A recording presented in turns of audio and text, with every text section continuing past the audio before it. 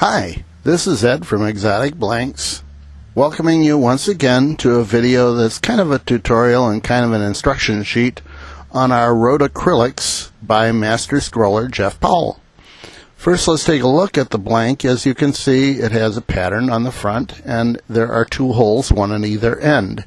These holes are 3/8 of an inch, and in order to show how this works, I've made a little peg on my scroll chuck that will just fit the 3/8 inch hole.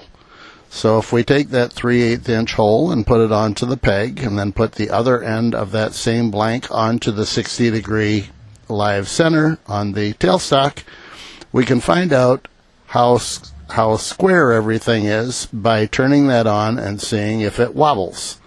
So very shortly here we will be turning it on, and you can see that there is no wobble. So essentially what we're proving here is that Jeff does use those two holes as his reference marks. And if you drill a hole directly through those two holes, you will be dead center and everything will work out fine. So we're going to start by trying to make sure that we drill in that hole through to the other hole. I start with a 3/8 inch bit because there's already the 3/8 inch hole there. So I'm moving the 3/8 inch bit into the blank. Now that we've checked this to know that everything is square and that there was no wobble, we can safely use the outside of that blank as a reference. In other words, I can put it into my scroll chuck, and I know that the outside will hold it centered because we saw that there was no wobble when we put it on between centers. So we know that the center is truly in the center of that blank. And so this is now the 10.5 millimeter bit going through to clean it out. I had done the 3/8 inch first, went all the way through, and then I did not take it out of the chuck because I wanted to keep everything dead center, and then took a 10.5 millimeter and put it through because that's the size that I need for my Sierra tube. So that's what we're doing here, is just cleaning out the blank. I go through it several times just to make sure that there's a nice clean hole there.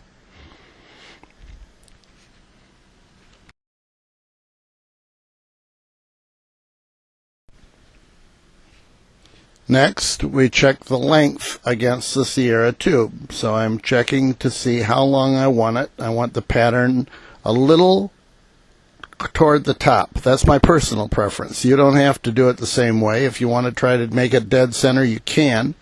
That creates some difficulties because if you're off by a little tiny bit, it will show up. So I prefer to do it so that it was intended to go off center. You can see when you're done, you can see inside there the white pattern inside the blank. You know that you have actually drilled through the center because you can see the white that he had put on there. I've now mounted it on the lathe with Sierra bushings, and we will start turning this down. Part of what I'm trying to show here is that the diameter, the outer diameter, is important as you cut the blank down. The smaller that outer diameter gets, the more critical it is that you were in the middle of the blank when you drilled it. Because if you're slightly off, you're going to start cutting deeper on one side, and it could be the side that has the pattern. So if you are dead in the center, you will be able to cut this thing down, and should any of the pattern disappear, all of the pattern should disappear. You should be at a point where all of it will be equally deep. No matter what happens, it ought to happen uniformly. So when you send me pictures of one of the legs coming off, that means that you drilled a little off center, a little away from that leg that you turned off. You turned the leg off first because that was what you hit before you hit anything else. So as you can see, it's not difficult to do this. It's just a matter of turning it. It's an Alumilite. It's very easy to turn. And I continue to go a little at a time. I'm not trying to rush this. I'm just trying to get it to the point where we get a pen out of it in a reasonable period of time. You can see the pattern there. You can see that it's complete and full and everything looks great. So we'll keep on turning. There's only so much I can say about turning, so as long as this is all the same thing, doing more cutting it down, let's go back to the mounting of this. Once you found out that it is square, then when you mount it in your scroll chuck, move up the 3/8 inch drill bit so that it's in your tailstock, but move it up so that it is in that little 3/8 inch indentation. And kind of check to make sure, either manually turn it or run it at slow speed to make sure that that's at the right spot when you want to drill it. You want everything square and you want everything coming through so that you're drilling down the center. That's the main thing you're trying to do. Here you see that I've reached exactly 6/10 of an inch on an outside diameter. One of the things I was trying to show in this video is how small you can make it and still continue to have the pattern complete. My finished piece was actually 0.52 inches. That was just the diameter that I like for a Sierra pen, so I could have continued to go down. As you'll see at the end, the pattern is not disturbed. Everything is equal and looks good. So it's not difficult to do this. The main thing and the most important thing is keeping that original drilling correct. And after that, everything else is pretty much a piece of cake. So you continue to turn it until you've reached the diameter that you like. At that point, I start sanding at about a 400 grit. I will sand it with 400 grit, 600 grit, and 1,000 grit usually. Then after that's completed, I will remove it from the lathe and take it to my buffing station. It is then buffed with Tripoli. And in this particular case, there were some tool marks right in the actual section that is the pattern here.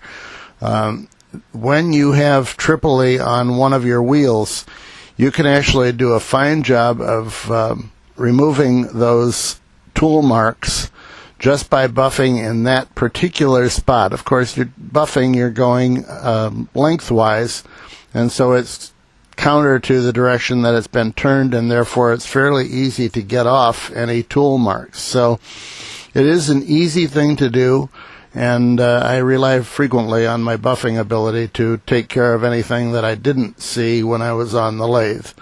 From here, we're going to go into actually putting the pen together. As you can see, it's a Sierra. The Sierra is cool because you can just put the guts together before you even have to put the blank on it. I have put the two pieces together. Then I take this last piece and determine which is the top, and put the top into the clip, and then that has to be pushed in on my press. And once that's pressed into place, you can see it's in position now.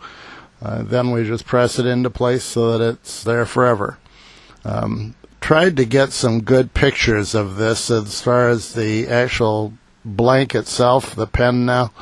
It really has an interesting shine to it, and it does have some mica. It's got some depth. It's really a nice looking blank. When it's finished, it looks like a very nice looking pen.